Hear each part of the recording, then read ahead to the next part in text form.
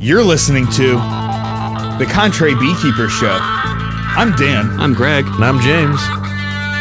Join us as we journey into beekeeping while we learn to be the change, one hive at a time.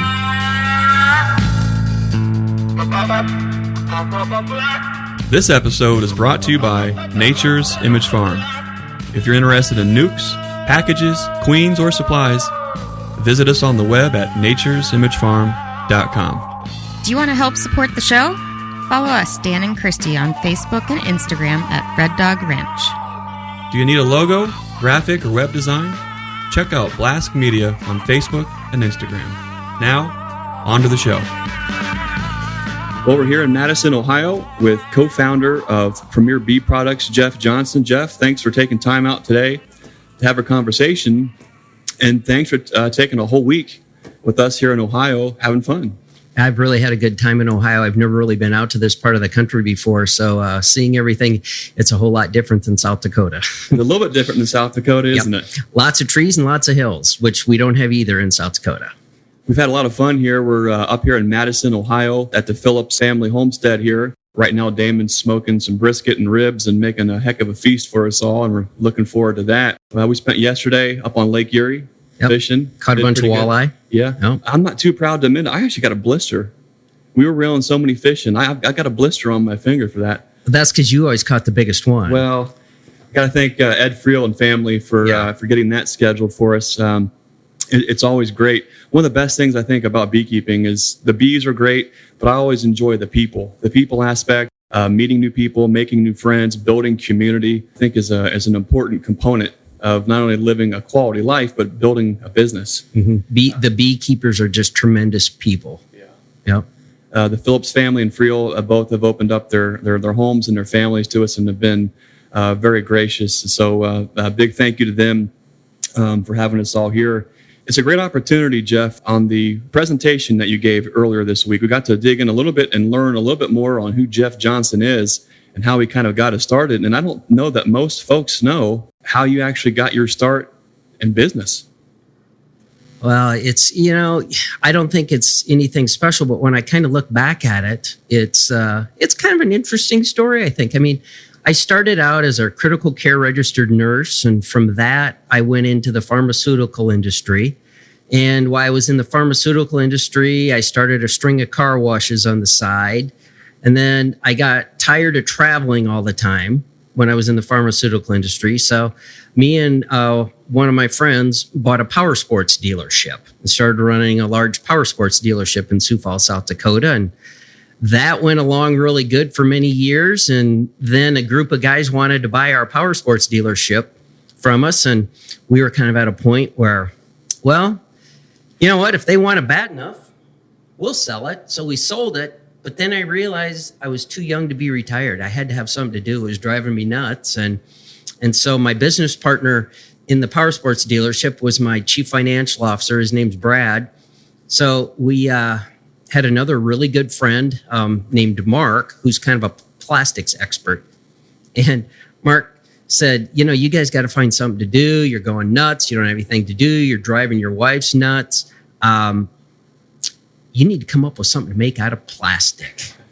And, that's kind of, there's a lot of plastic out there, and we didn't have any idea what to do, and came across a small beekeeper that we knew, and he said, you should make foundation. And that's how the whole thing started is Brad and I had to have something to do. And we stumbled across foundation. And from years ago, I was also a biology major in college. And I thought, the science behind bees is still very, very interesting to me. I really like it. And we ended up developing Premier Foundation from that. So from Carwash to Premier Bee Foundation. Exactly. The burning question is, how many quarters fit in a 5-gallon bucket? $5,000. Oh my God. Yeah, and you can't lift it. You can't lift that. You cannot lift it. So you've had quite a few different experiences building several different businesses. Yep.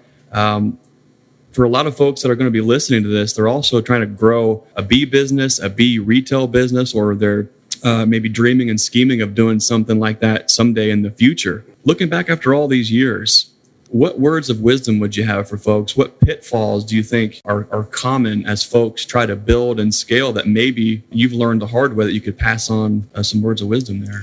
I really think if you're wanting to start out a small retail bee store, you're wanting to become a large commercial beekeeper, whatever your dream is, you have to have a dream first. And you have to have a passion for it. But then you also have to have a really good plan. Plan your work your plan.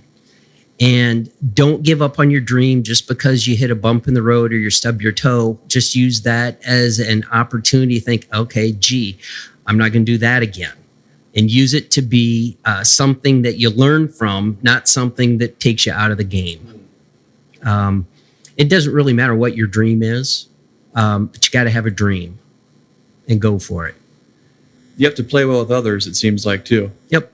But that's not that difficult. If you have a core set of values, like the values that we had in our power sports dealership, the corporate values that we've got for Premier Bee, the number one value that we have is integrity. You know what? You always tell the truth, and when you mess up, you fess up. That's a value that I think is above anything else is integrity. And then we have teamwork is another value. And then a third value that we've had in all our businesses, excellence. You have to be the best you possibly can be. And if you think you're as good as you're going to be, you can get better. And you just have to keep pushing yourself to get better. And that's a better product. It's a better taking care of your customers. It's better in your personal life. It's better with your kids.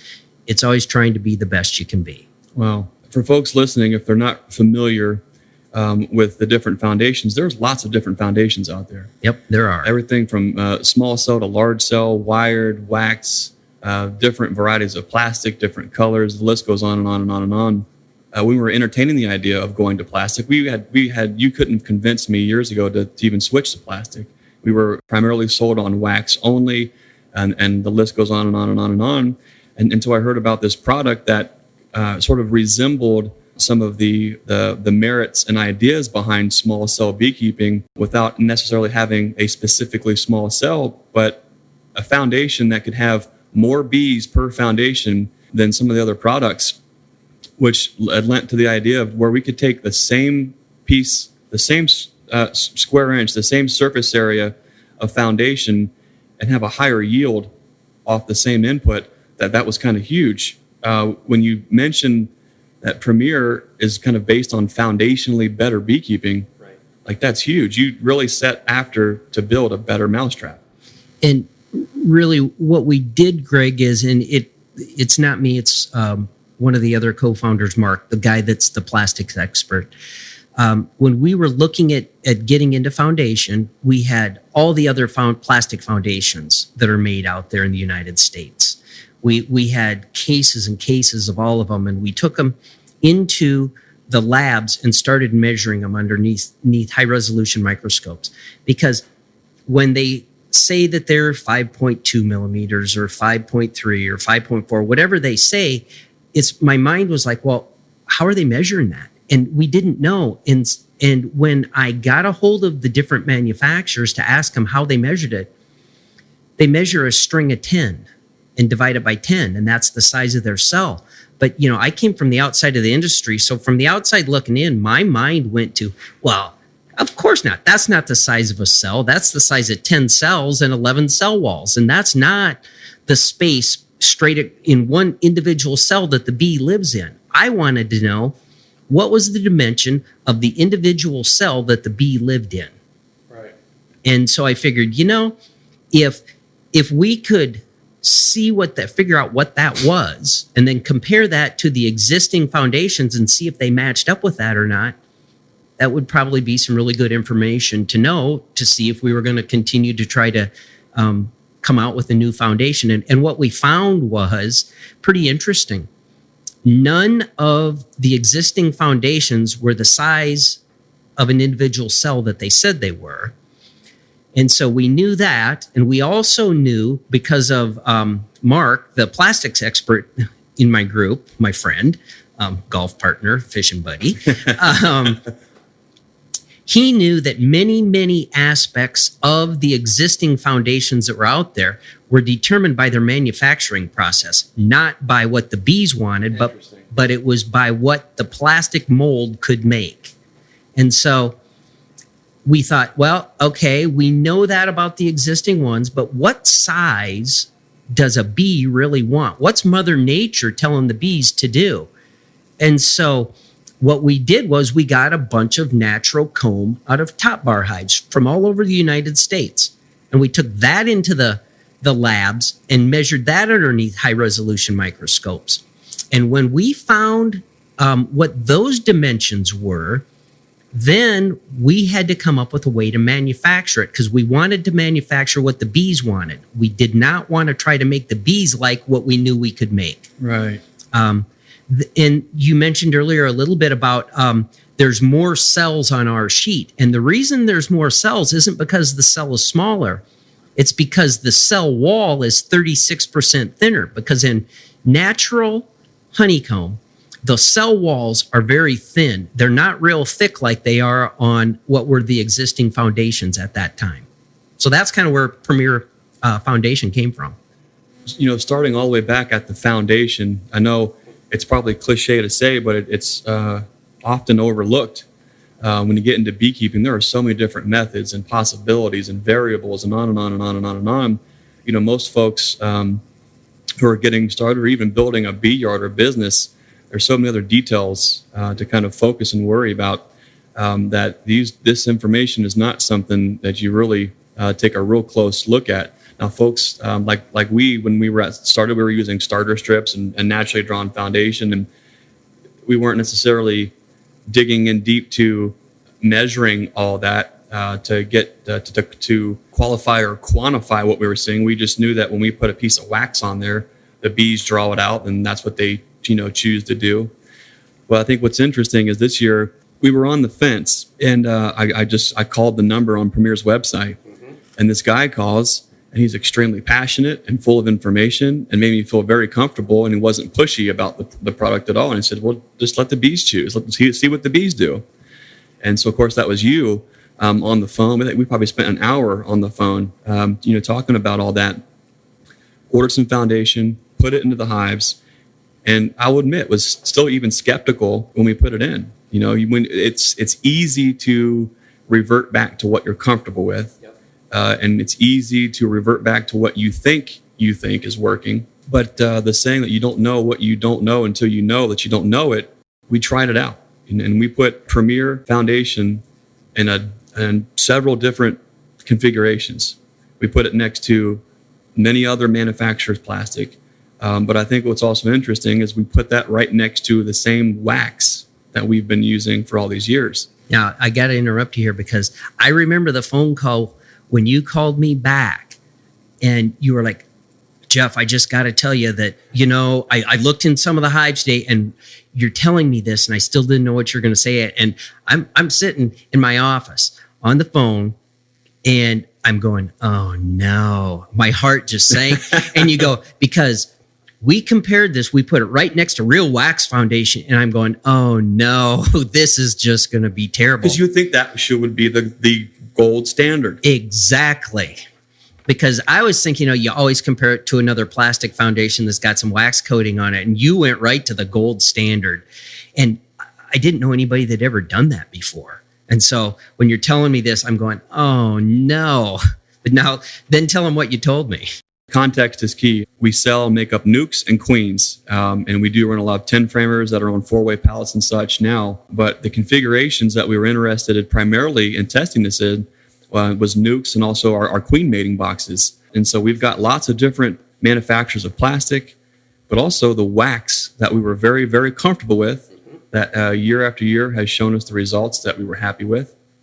There were some things about deep wax that we didn't like. Sometimes it gets hot and it bows out and it kind of gets funky. And when you're selling Nucs and you want to sell folks beautiful sheets of foundation that are straight and beautiful, gorgeous brood patterns and honey frames, sometimes you're digging through and pulling out these ones that don't look so good, and those are going into your stock, and you're recycling kind of those through to give folks the best. It got to be a little bit laborious, and so we thought, well, here's where this is going to make a difference. So if we put Premier plastic in and we compare it with everybody else, okay, is it going to perform at least as good? Okay, if it does, well, what's the price point? Does it make any kind of sense to move forward?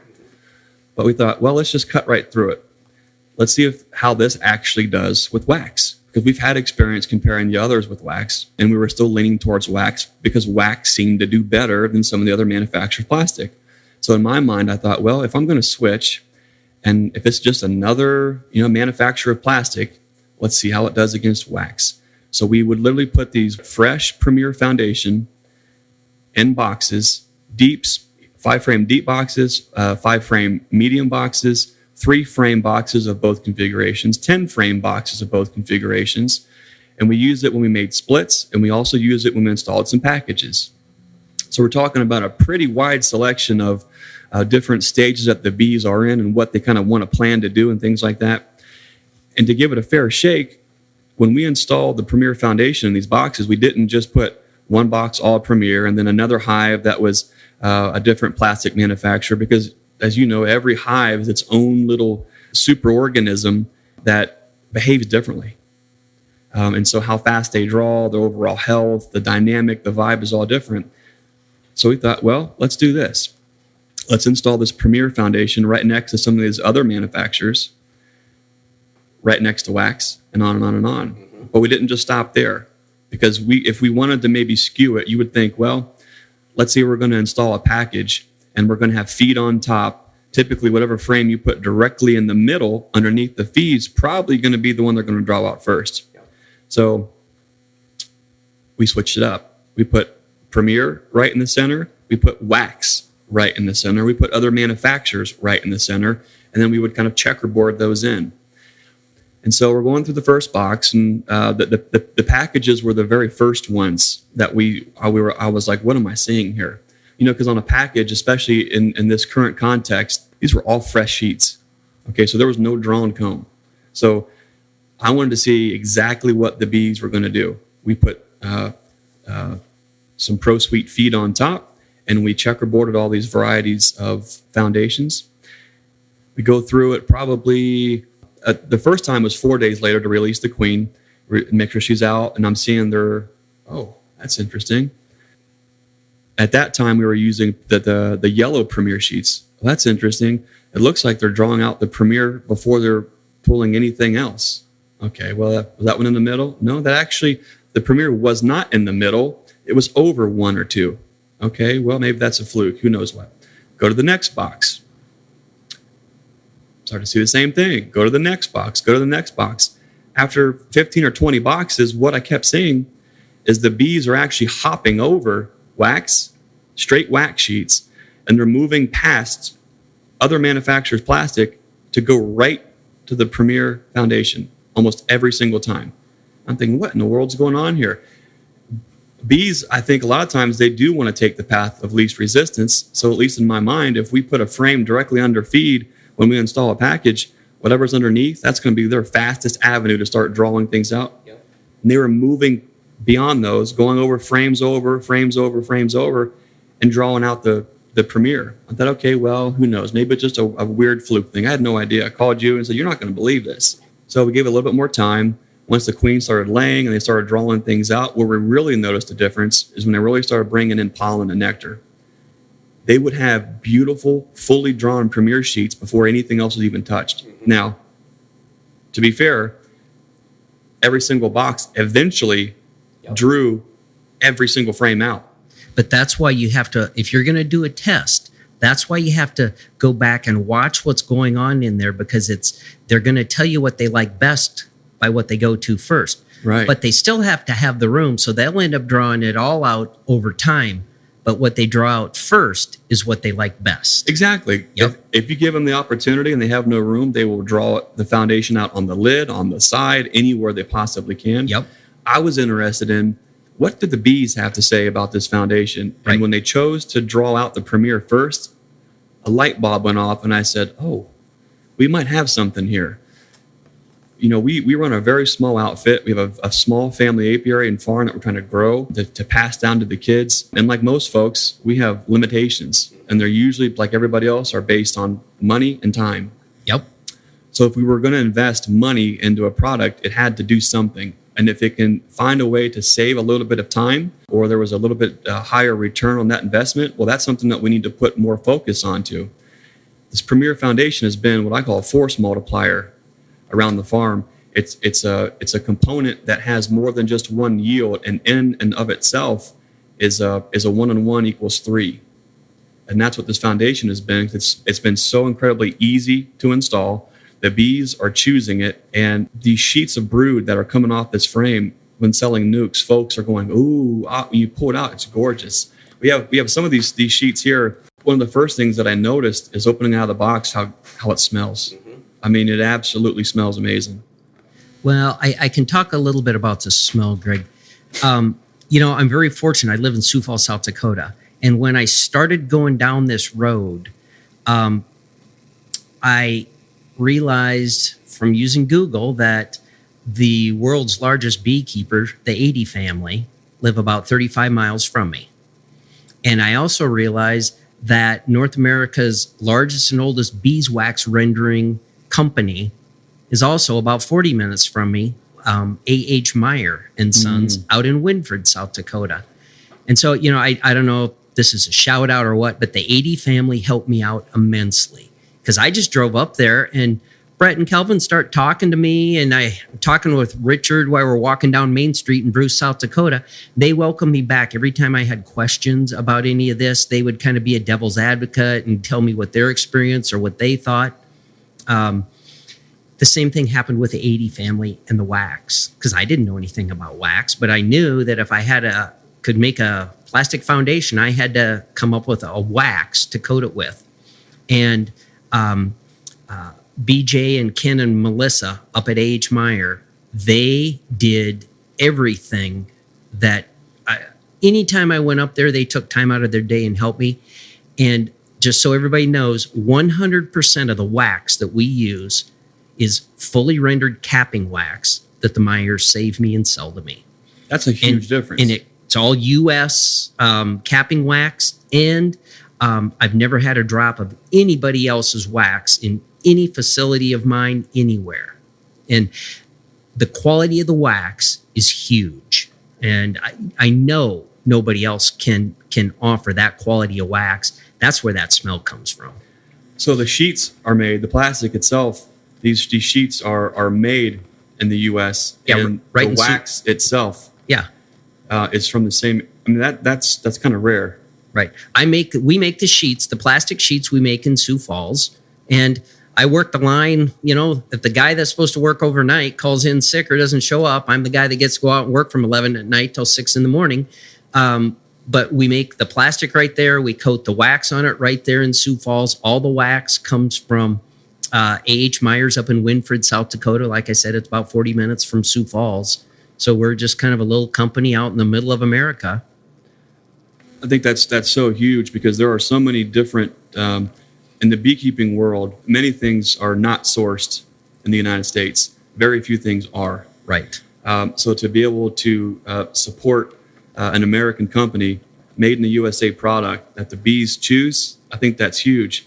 First thing I noticed was the smell, and also just how much wax is actually on these. My biggest question, I think, that I have for you, Jeff, while I've got you here, is when will Premier Bee Products come out with a beard oil? You asked me that the other day. I have no idea. It smells so good. And you know what? When you look at it, it looks amazing. Anyone who's spent any kind of time with Plastic Foundation knows that you'll get, if you get a light colored or a natural colored wax, with some of the other manufacturers, it's a very, very dark wax. Right. It doesn't smell this good, and it's very dark. I mean, this is nearly, I'd almost say translucent. It's very amberish. It's very light colored. Smells amazing. Yeah, it's almost kind of a lemon color. That's it. The blacks. Lemon. That's it. Yeah, and you can really see it. So I don't know, exactly. It's made in the U.S. A.H. Myers cappings wax only. It's done well. The bees love it. Like I said, our main hitching point on this was, well, what do the bees have to say about it? That's right. Let the bees tell you. The bees told us, hey, they loved it. They keep choosing it. And so for me, it's kind of a win-win. The bees love it. I can support something that's made in the USA, and it's been a force multiplier for us in our bee yard. As you can tell, we're kind of a big fan of that. And I'm looking forward to seeing how it does the rest of the year. We've already had some first extractions with it, and the frames of honey to come off with this are absolutely gorgeous. When we're uncapping, it's just beautifully clean, amazing looking frames that spin out well. There's no wonky comb to have to cut and pick and all. It's just it's been tremendous for us. Well, speaking of when you're taking it through extraction, because that cell wall on each one of those cells on that sheet's 36% thinner, you get up to about 10% more cells per sheet. So, you think about it, if you've got a honey super that's completely filled out and every frame's filled out, but that frame has 10% more cells on it, you're going to get more honey off that frame too. That's a huge deal. That is a huge deal. It's even a greater return on your investment. Not only that, but if you are raising bees like we are, and you're making nucs up, or you're making queens, there's more bees in the boxes. That's huge. Mm-hmm. That's a win-win. Yep, it's a huge deal in the brood box. Also, Brett 80 said to me, he's the one. Actually, I'll be totally honest here. I knew that our cell walls were thinner because that's what the bees made in nature, but I didn't connect the dot with a thinner cell wall to more cells per sheet. And I was talking to Brett 80 one day, and we were kind of going over some of the different dimensions and things that I had come up with. And right off the top of his head, he goes, "Oh, well, how many more cells per sheet do you have?" And it's like, I hadn't even thought of that. So I said, "Well, you know what, Brett, I don't know, but I'll go home and figure it out, and I'll come back tomorrow and let you know." So I went home and got a white paint pencil and took every sheet of plastic foundation that a manufacturer had out there in ours, and I counted every single cell. And so then the next day I go back and I tell Brett, "Well, depending on what you're using, it's between 6 and 10% more cells per sheet." And he goes, "That's huge to a commercial beekeeper." He goes, "If I can have 6 to 10% more brood," he goes, "that's huge." He goes, "You think about that, Jeff." He goes, "If you've got 10% more cells, what you've done is you've taken a 10-frame box and turned it into an 11-frame box." But he goes, "I got the 11th frame for free because I didn't have to buy another frame." That's right. So, yeah, that was, and I didn't come up with that. That was Brett 80. That wasn't me. Well, it's obvious that you're passionate about this foundation, and a lot of folks are excited about using it. You seem to be having a really good time. Yep, I am. Life is good. I've been blessed because I get to do something for my work that really isn't even work. It's just having fun. The whole foundation, Premier Bee thing, I have never had more fun in my life. It is just fun. Working with beekeepers and the people that are wanting to start their own small bee supply stores, all these people, a guy is just fortunate when he can do that. Going to work every day is not going to work. It's just, I just have fun. Yeah. Yep. It reminds me, have you ever read The Old Man and the Sea? Yes. Okay. So Ernest Hemmingway, if you haven't read it, spoiler alert, I didn't read it either. I just watched the movie. That's me. Watch the movie, but it kind of reminds me, and we were actually just out fishing, and so the thought has kind of come, for full circle. You can definitely go about life, and you can lone wolf it, and you can set out to try to be the best that you can by yourself. You can be like the old man in the sea that goes out to try to catch that last big fish on your own. And if you haven't read the book or watched the movie, spoiler alert, but there's an old man as the legendary fisherman of the village. He goes on a little bit of a dry spell and decides he's going to go out further than he's ever gone to catch that fish, to kind of show the rest of the village, maybe show himself that he can do it. And he goes out further and further and further and further and further. Everyone at this point has already been in for a day now, and the old man has not returned. And where is he? Well, he's still out there. He's still trying. He's still going after that big fish. Well, eventually, after exhaustion and almost heat stroke, he barely has enough in it. He gets a tug on the line. He catches that big fish. Well, he catches this magnificent fish and manages to kill it, but then he can't get the fish in the boat. So now what is he going to do? He's all this time, he's barely surviving, barely captured the fish. Now he can't get it into the boat. So he ties it off to the boat, and he tries to make his way back to the village. And then what happens? There's no wind. There's nothing. Blazing heat, blazing sun, no wind. You can't get that fish back.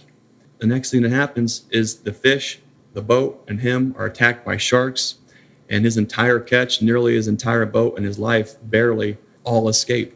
The massive fish was consumed by sharks. The boat was beat up. He's wore out. He's tired. And after it's all said and done, a little bit of wind picks up. He makes it back to the village with a heck of a story to tell.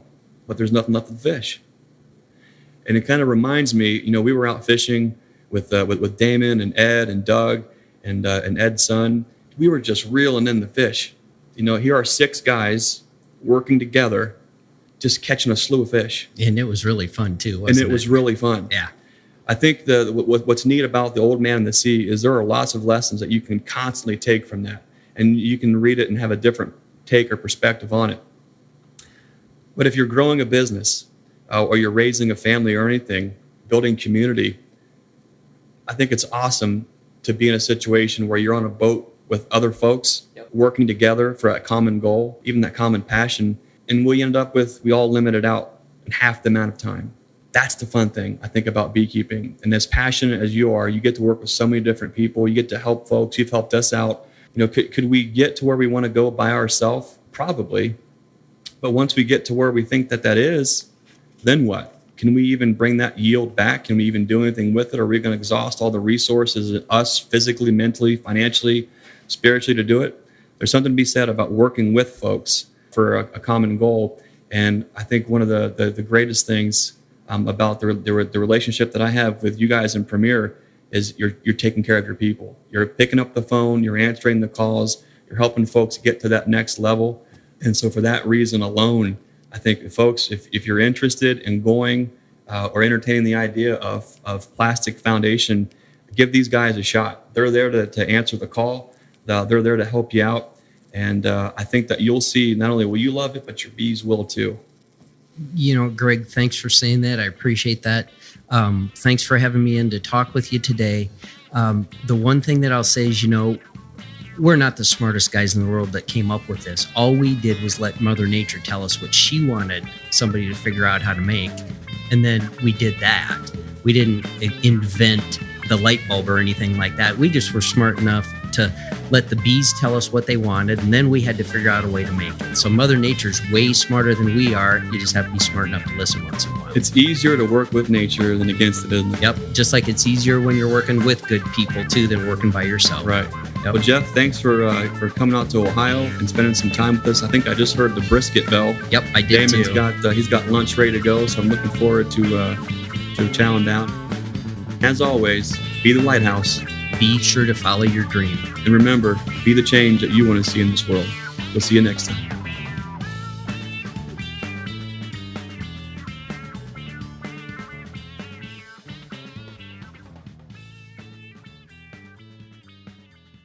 Hey, that'll work.